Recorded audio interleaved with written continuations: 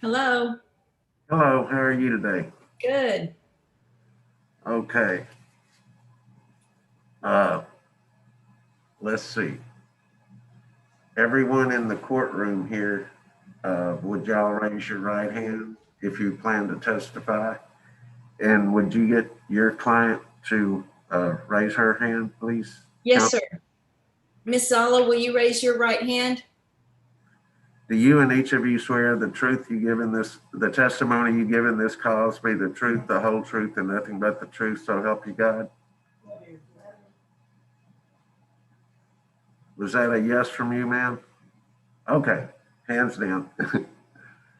I think the first order of business is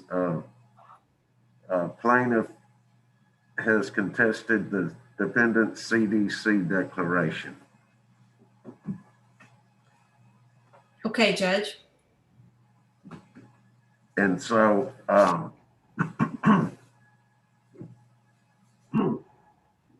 I'll start with you. Tell me what you have to tell me about your contest to this. Yeah, so we received this at the last court date, the CDC from Vicki in the mail. We picked it up the day before we were supposed to appear in court. That's the first time we ever heard of it. That's the first time it was even anything that was out there about this. So that would have been on September 29th. The Right. eviction notice was served on September 5th.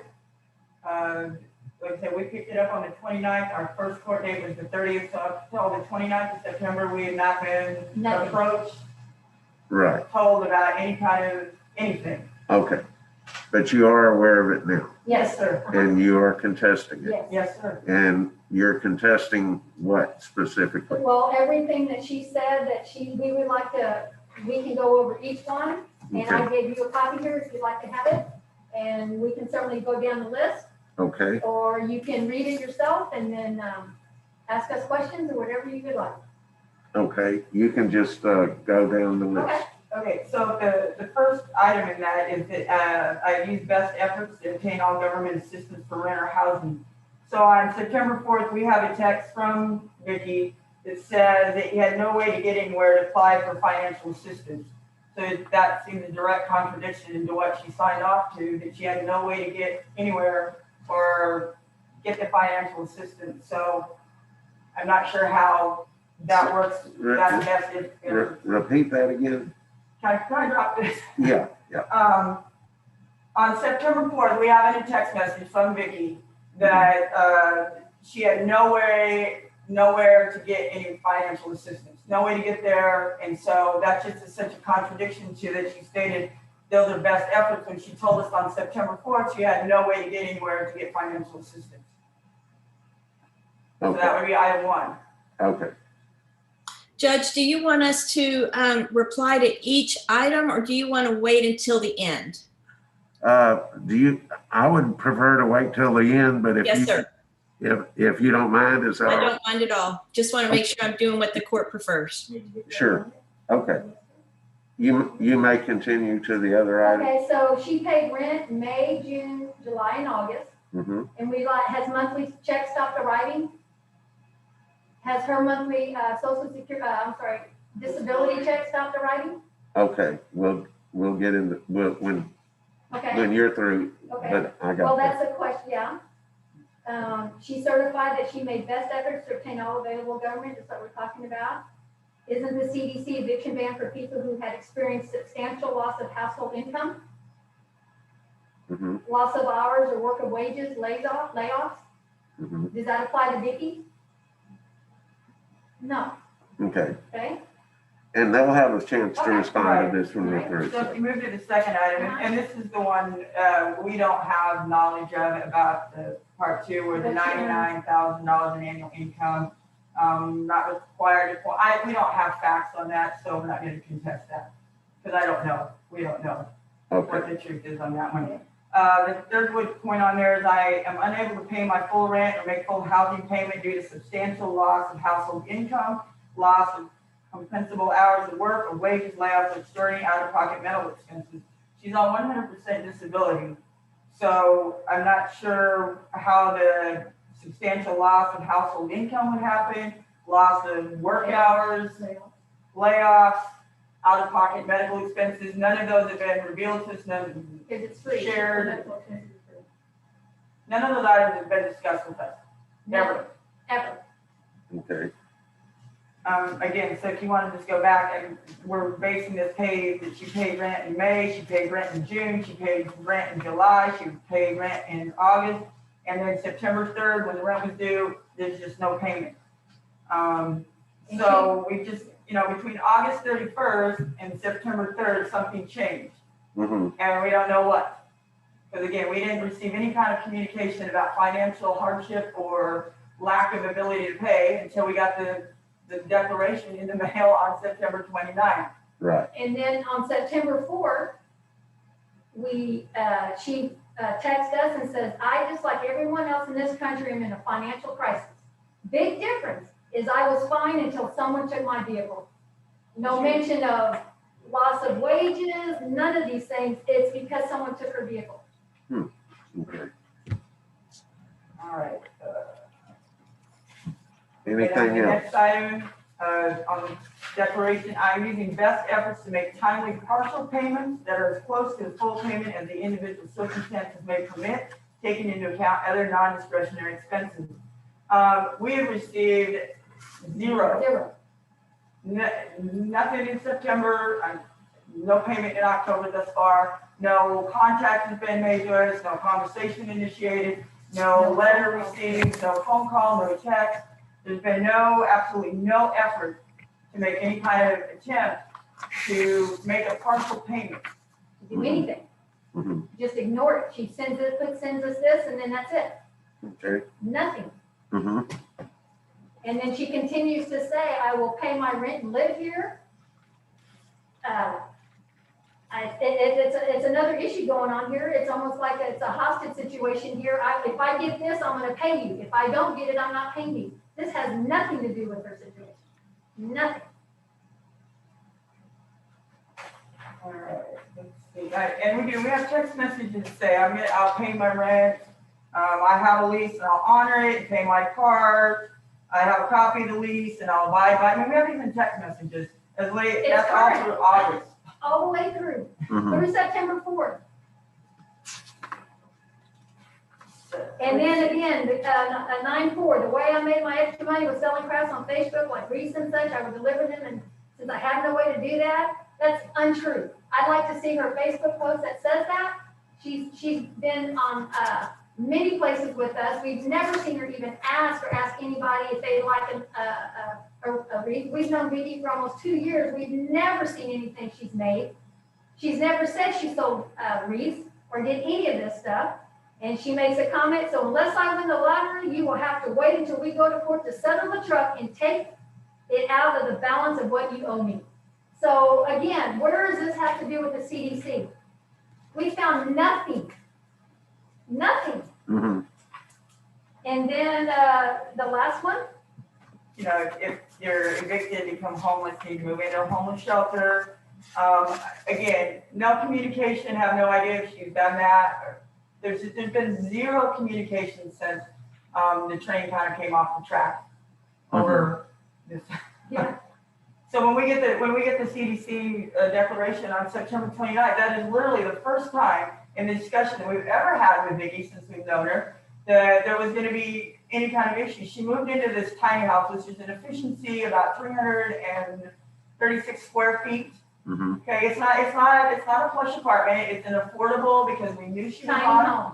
We knew she was on disability. It's a reasonable amount of payment. She moved in the midst of the COVID. She moved in May. And we asked her before we let her move in. There was never been a discussion ever. In fact, we were on very, very good terms with her. And again, the text, there's lots of back and forth. We're trying to help make it. We didn't charge a security deposit. We didn't charge a pet deposit on this tiny. We tried to make this doable for her, given the circumstances that she shared with us at that time, in the midst of the COVID. And we asked her, how was she gonna pay for a tiny house? Because that tiny house income supplements the horse rescue that we run, Mm-hmm. Mm-hmm. It's a given. That's why we built the tiny. Mm-hmm. And we asked her, well, you don't have a job, so how are you going to pay And she said, I'm on disability, $1,200 a month, nothing's gonna affect that. We're like, okay. Okay. Do you have anything else? Well, I mean, we've got tons of texts that we can, anything that, basically and I'm actually shocked that we're sitting here going over this because none of this applies to Vicki. Okay. We've not experienced it, seen it, nothing, no communicate, absolutely nothing about this. Okay. At this point in time, council, I'm going to let you take the floor. Yes, sir. I would point out that there is a defect in the petition in that the verification of compliance with section 4024 that's required was not properly executed. It shows that we have 2 plaintiffs, but I believe the lease only has 1 landlord. But I guess that's beside the point. One of them, the proper person should have signed this, and it's not signed. And that's an absolute requirement, Judge, for going forward. What was not signed? Let me find it again, Judge. Verification of compliance with section 4024 of the CARES Act. It's an attachment to the petition. And the petitioner, the plaintiff is supposed to sign that She's referring to comply. herself. Okay. That hasn't been done, Judge.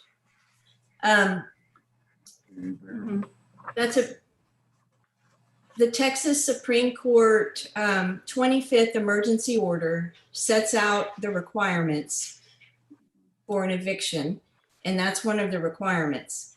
Also, once Ms. Szala provided that declaration, she's putting this at issue. And so I think that the best thing to do would be for me to ask Ms. Szala a couple of questions about the declaration. Is that okay, Judge? Yes. Mm-hmm. Ms. Szala, you submitted the declaration that you filled out and you sent to the landlord, and we filed it in this case. Is that right? You got to unmute yourself, Ms. Szala. Yes. Okay. When you moved into the tiny home, you had a certain financial situation. What changed because of COVID? Because that's what you're saying, is that something changed because of COVID and you weren't able to make the normal income or extra money that you were making before. Well, I had a car, and I have a Facebook page that they're saying they didn't see. It's the name of it's Vicki's Creations, and I make wreaths and blankets. And now that I don't have a car and I can't go out amongst COVID, I can't sell my wreaths, I can't sell my blankets. And my best friend died a couple months ago, so that's how I got behind in my money. So once I'm behind, and when you live on disability, you can't make that. It's hard to make that back up. Okay. Have you done everything you can to apply for some rental assistance? Absolutely. I've applied at multiple places online. I have a list of papers that have different websites for different organizations that help with rental assistance, but most of them just don't have the funding available. Okay. And are you willing to apply for anything else that comes along? I know that there's some rental assistance that's going to be coming very soon, like in November, and you'll apply for that as well. Is that right? Of course. Okay.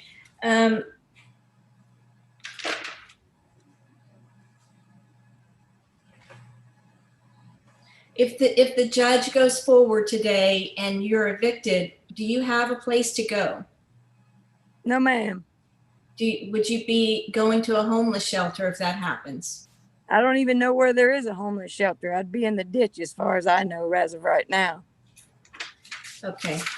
So Judge, that's what we have on the declaration. I don't know if you want to go forward on any other facts, but that's it. I have a question about, she had a vehicle and now she doesn't. I don't know if you could enlighten me on that.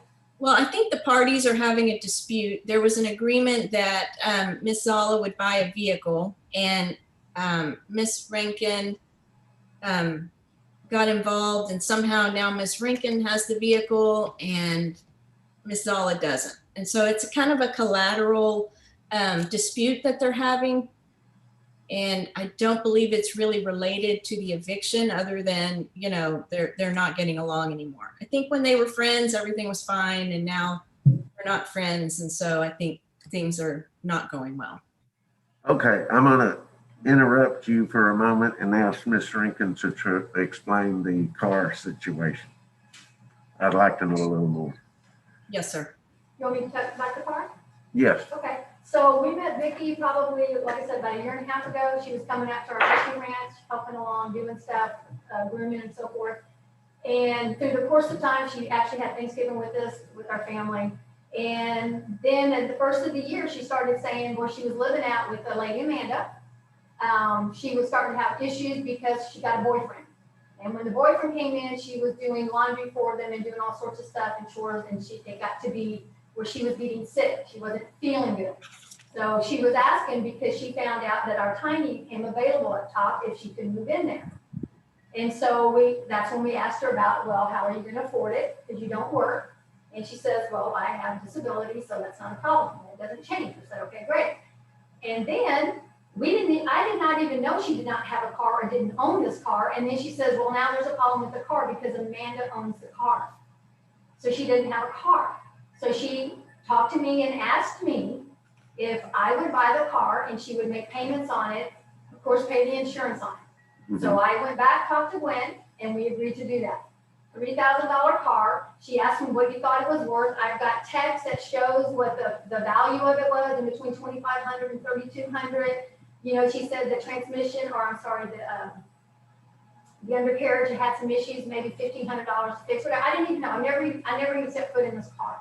So we went ahead and bought it because she said she, didn't have a car. So we did that.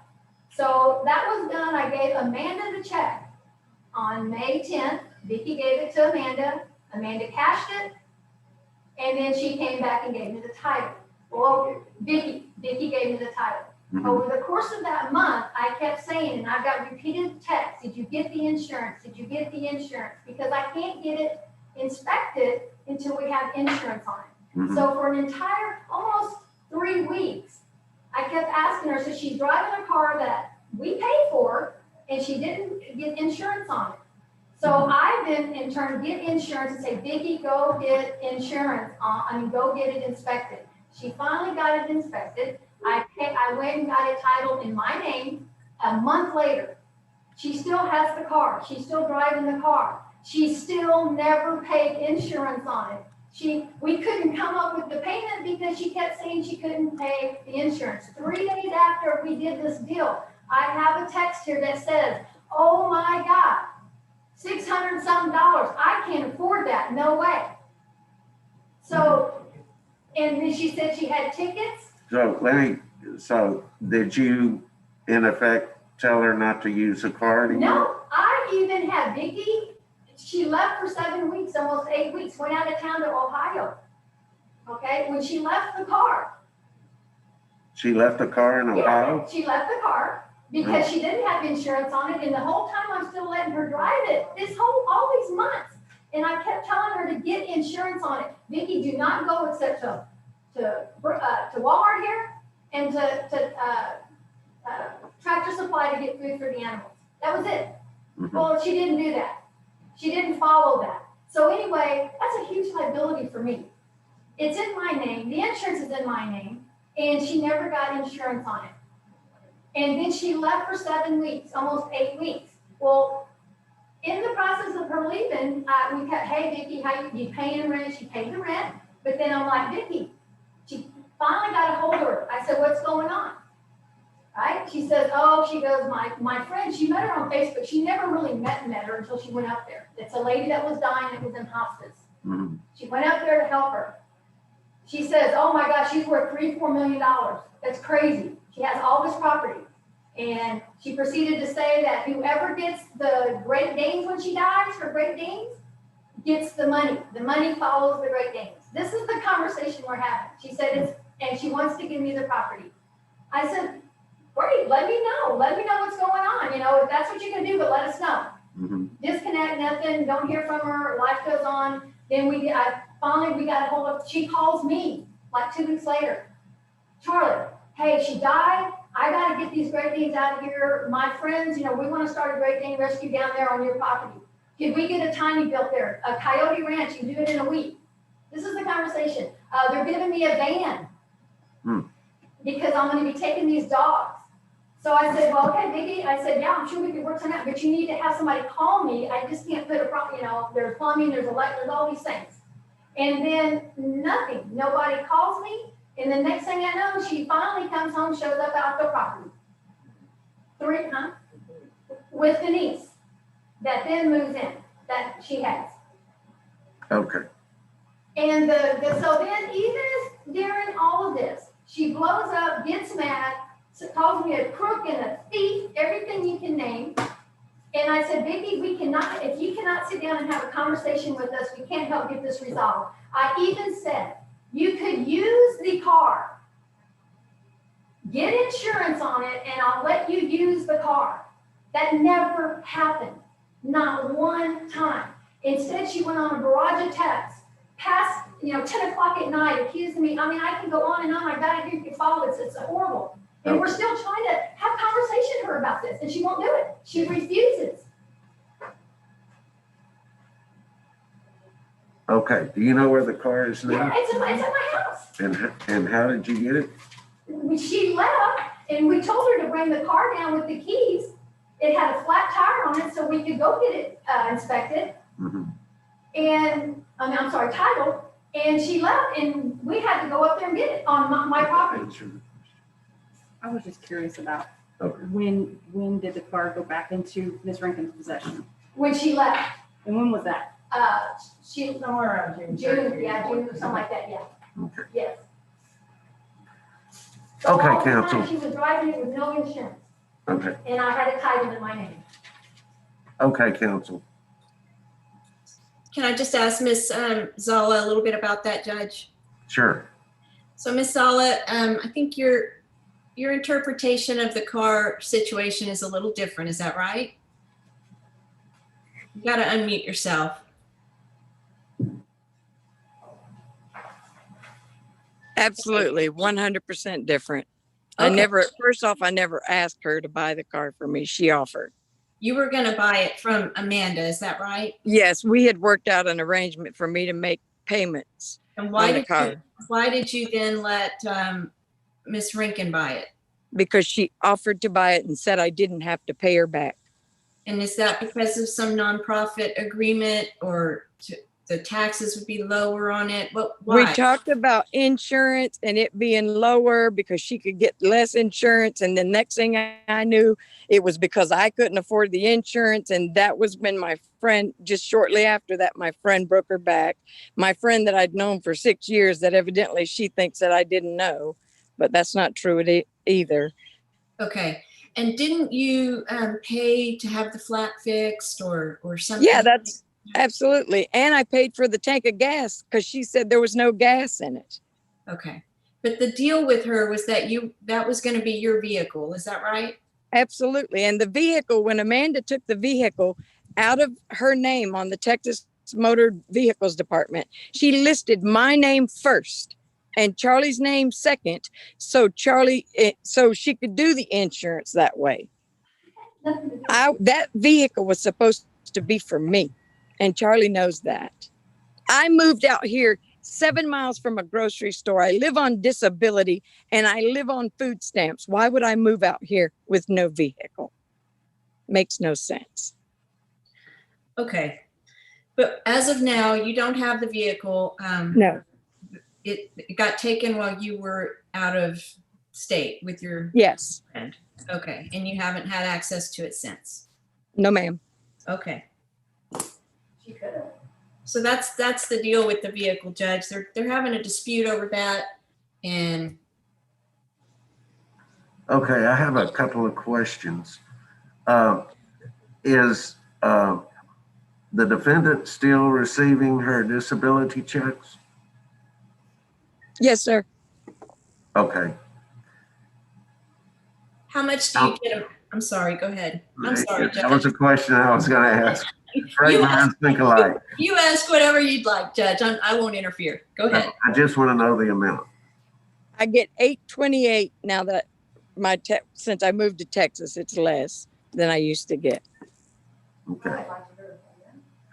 And have you made any attempts to make partial payments? No, because when I went to Ohio, my friend had told me she would pay me for my transportation and to help take care of her. Well, she died before she could pay me. That's how I ended up in the negative. And since I've been back, I've had no choice but to pay for rides to get to the grocery store. So I have no way to pay. And it's not that I don't want to pay. I know I have to pay to live in someone's home. I mean, and when I get my next paycheck, I will pay her some towards her rent. I mean, I know you have to pay people to live in their home, you know. Okay. Counsel, anything else? No, Judge, just that the suit should be abated. And because of the Texas Supreme Court 25th emergency order, I think that declaration was valid. I don't think the petition was properly executed because it didn't comply with, having the proper signatures on that verification. And we just need to put this suit off. I think that Ms. Szala will pay the rent. She's 1 month behind plus October. So I guess October will be 2 months, but that's not something she can't get caught up on. And the landlord will get paid. There will be a rental assistance program coming out in November that's going to be across the state. Right now it's in a pilot program. And Ms. Szala could work with the landlord now and start applying for that, because once it comes on board, then the landlord could get paid right away. But I think that Ms. Szala will end up in a homeless shelter. She doesn't have a place to go. And I don't think it's proper to evict her right now. Now, the Texas Supreme Court order expires December 15th, and the suit could be brought again at that time. But right now it's not proper. Hey, Red, pick Harper up at 3:45. Well, May I say something? not right now.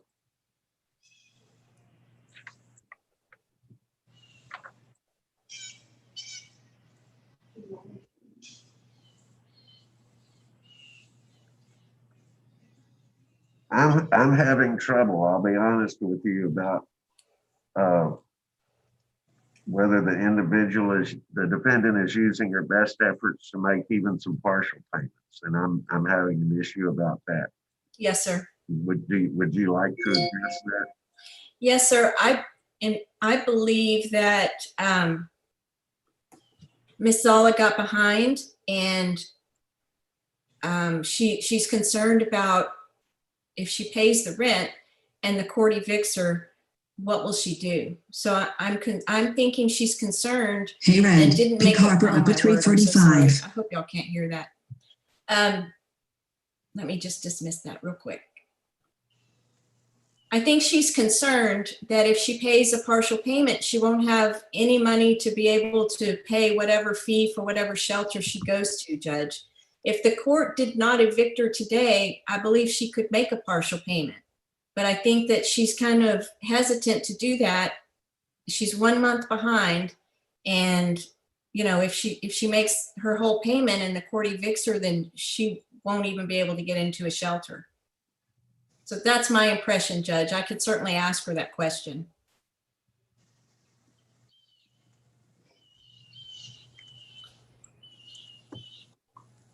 Okay. What I'm going to do at this moment is to take a 10-minute recess. I'm going to look up some things and try to figure out what I'm going to do. Yes. And we'll be back in about 10 minutes. Thank you, Judge. Sure.